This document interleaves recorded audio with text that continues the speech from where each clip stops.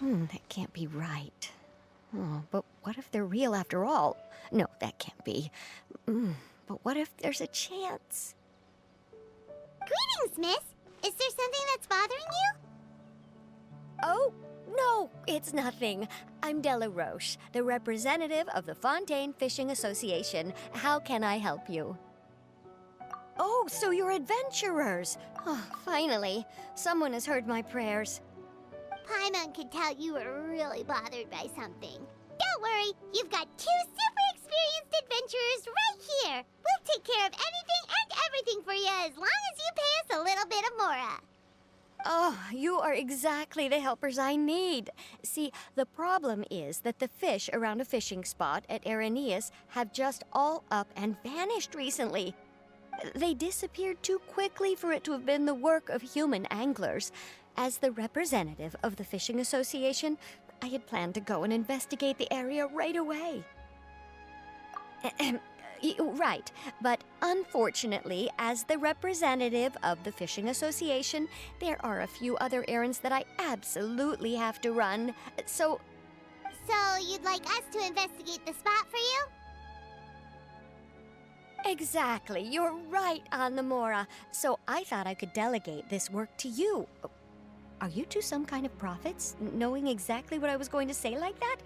Or maybe like the oracles you read about in fairy tales. Yeah, we're just really experienced in this kind of thing, that's all. Well, I'm glad to hear it. I'll get a good night's sleep knowing the two of you are on the case. But don't we just need to investigate the missing fish? It really doesn't sound too difficult. No, you mustn't let your guard down. As the representative of the Fishing Association, I have good reason to believe that the fish have gone missing due to an encounter with the water imps. Yes, you're both Outlanders, right? Our local fairy tales often speak of a terrifying underwater creature called Thelxie. The story our parents would tell us was always the same. If we went to the water alone, then we'd be snatched away and eaten by a water imp called Thelxie. A child-eating water imp? Did they tell you what it looked like? My father would always describe it as a beautiful, multicolored snake woman, while my mother said it had a handsome face. It's really strange, though, because you'd also hear other people describe it as just a chubby penguin with a deceptive appearance. Even though the tales vary regarding its appearance, everyone agrees that it's really dangerous. It lives in an underwater cave surrounded by pallid bones and uses its sensitive nose to track down lonely children who've lost their way. And once it finds a child, it uses its alluring singing voice to lure them into the water before swallowing them all. Pretty terrifying, isn't it? Sounds kinda scary.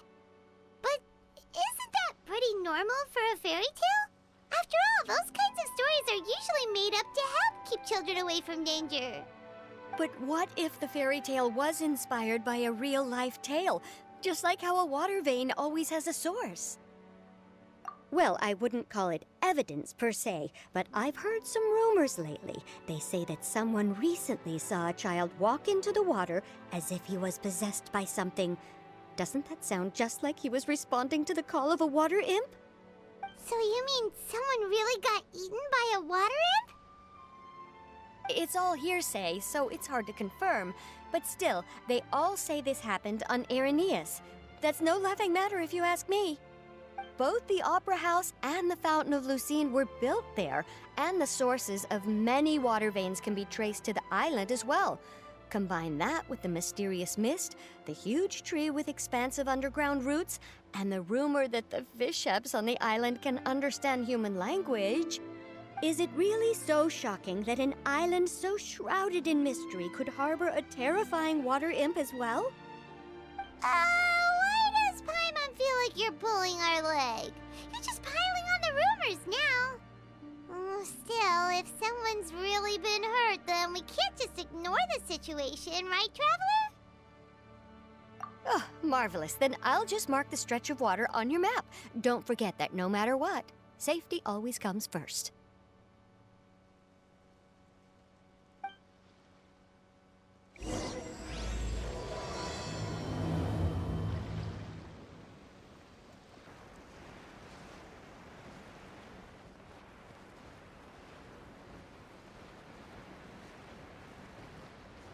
this the stretch of water Delaroche was talking about? It looks really peaceful. Huh? Look, there are some footprints over there.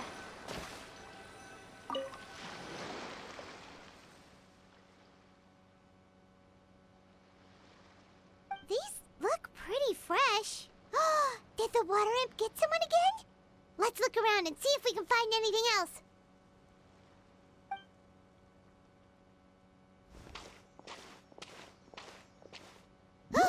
Wait! Did you hear something just now?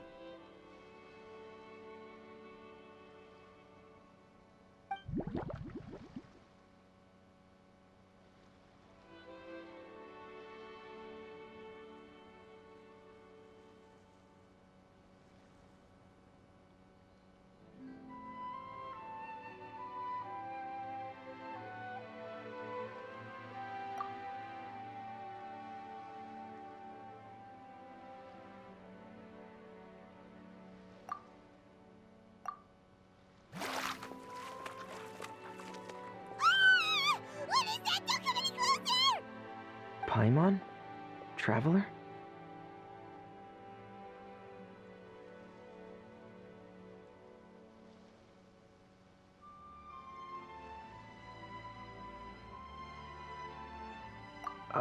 I'm sorry. I forgot I was still wearing this.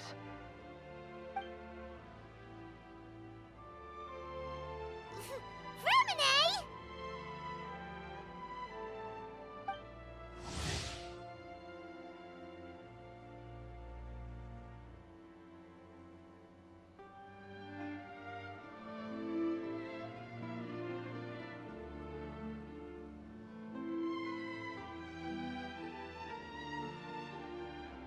Paimon, are you okay?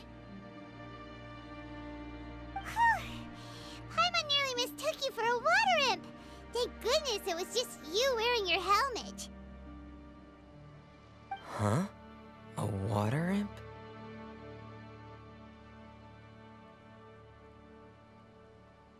Thelxie, you say? How surprising. Huh? You know that name too? Or do you know someone else is trying to investigate the water imp? No, I think our situations are probably unrelated. Sure, if that's in order. I know the name because of one of my employers. She noticed the clockwork penguins I brought to the workshop and contacted me through the shop's owner. She has commissioned me to make a special toy. Following her request, I've named the toy Thelxie. Huh? But isn't it a little creepy to name a toy after a water imp? Wait, hold on! Vermine, you never take commissions from other people! Yeah, but, she made a special request, but out of respect for her privacy, I can't really talk about it. It's alright though. She'll be coming over to check on my progress shortly, and I'll just tell her that you're two of my trustworthy companions. Hearing that, she might be willing to share some information, and you'll be able to continue with your investigation. Huh. Even though you seem a little cold and reserved sometimes, you're still really considerate. Our target isn't necessarily the water imp, though. We're primarily here to investigate the disappearance of the fish. The fish?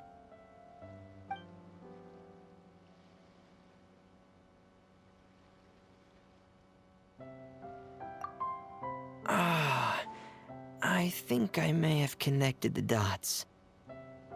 These past few weeks, I've been taking Thelxie for underwater testing every day. The pressure testing makes a lot of noise. So, all that about the disappearing fish, well, it was probably because of me.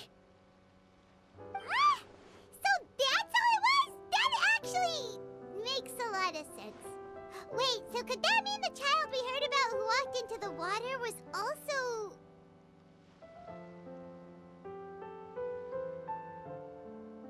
Yes, I think that's quite likely as well. Whew. So in the end, it was just Vermine. Paimon spent all this time imagining what a water imp from the fairy tales might look like, and it all turns out to be just a hoax. I'm sorry. It sounds like I've created a lot of trouble for everyone else as well. I'll try to finish this commission as soon as possible. Once I'm done, the fish should come back.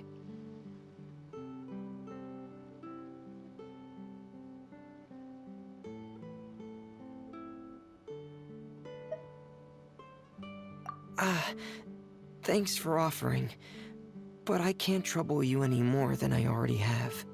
Hey, it's no trouble at all. Didn't you just call us your trustworthy companions? Companions are all about helping each other, you know? But don't you need to report back to your commissioner? Nope, that's not how it works. See, Paimon's got these commissioner types all figured out, even though we were just tasked with finding out why the fish had gone missing. If we tell them now that it was all just a misunderstanding, you can bet they'd just immediately hand us another commission to help them get the fish back.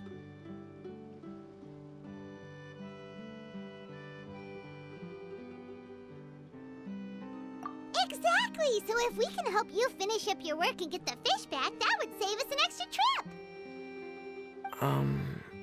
Is that what you'd like to do as well?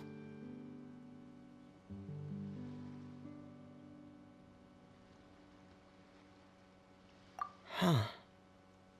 Alright, I'll trust your judgment. Please follow me. I've made a makeshift camp over there.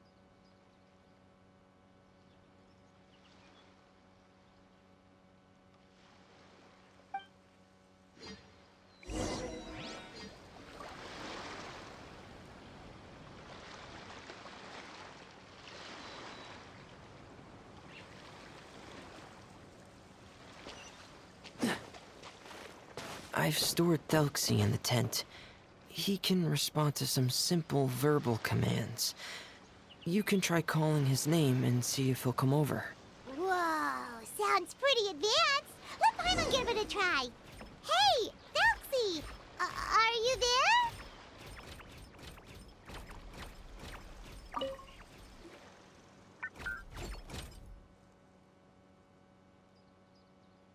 So that's Fremone's version of Thelxie. It's also penguin-shaped, just like Pear. Yep. Had Thelxie lived in Penguin Town, he'd probably have become great friends with Pear. It's not really anywhere famous or important. Don't worry about it. Hey, Thelxie. Nice to meet you. Do you know how to say hello?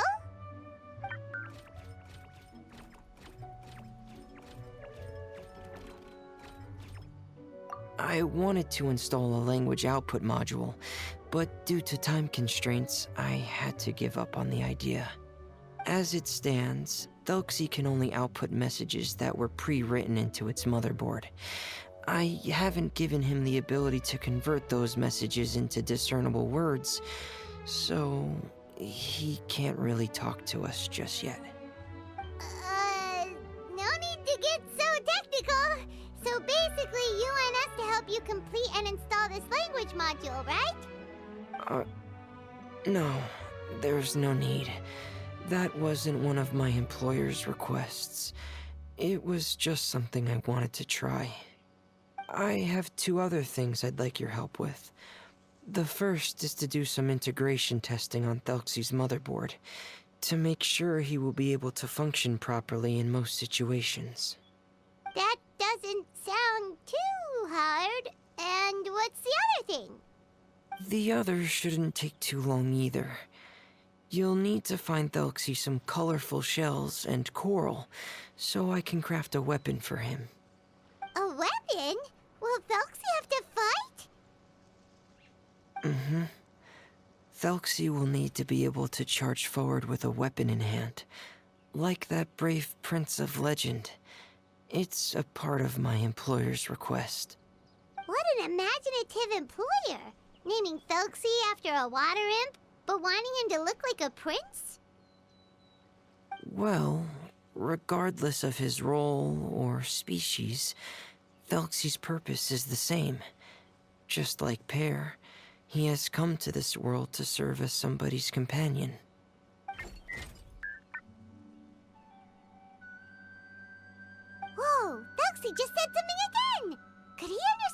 we were just talking about? He can react to certain key words, but unfortunately, due to the lack of a translation module, he still can't quite communicate with us. That's a pity. But anyway, the most important thing right now is for us to get to work. Maybe let's start by doing some testing on the motherboard. That sounds like something we can do here in the camp. Sounds good. The motherboard is on my workbench, so please follow me.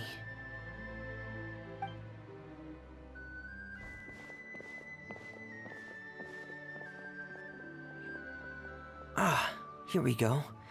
I have this testing manual, so feel free to reference it if you get stuck. Want to give it a try? It's okay if you don't succeed immediately. I've got a lot of backup boards just in case.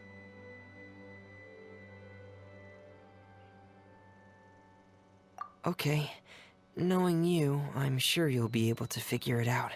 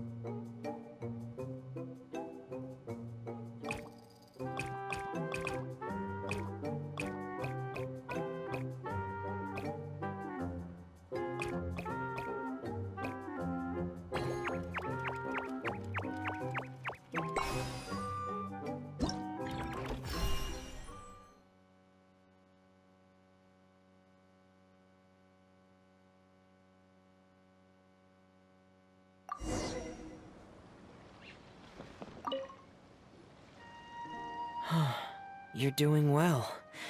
Just as I expected. We've taken on a lot of similar tasks before, you know. Then let's move on to the underwater part. It's just as I mentioned earlier. We're after colorful shells and coral. Oh, speaking of which, you're both already pretty used to Fontaine's underwater environment, right?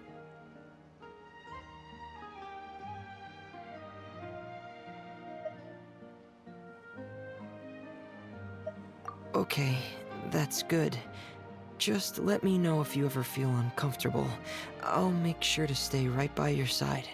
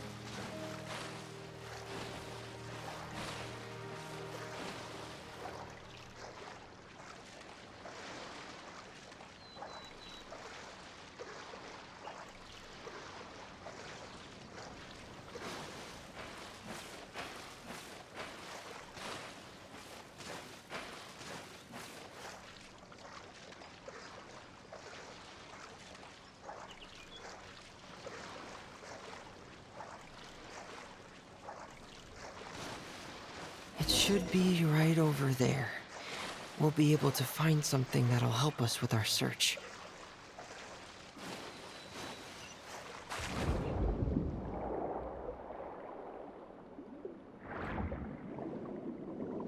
This is it.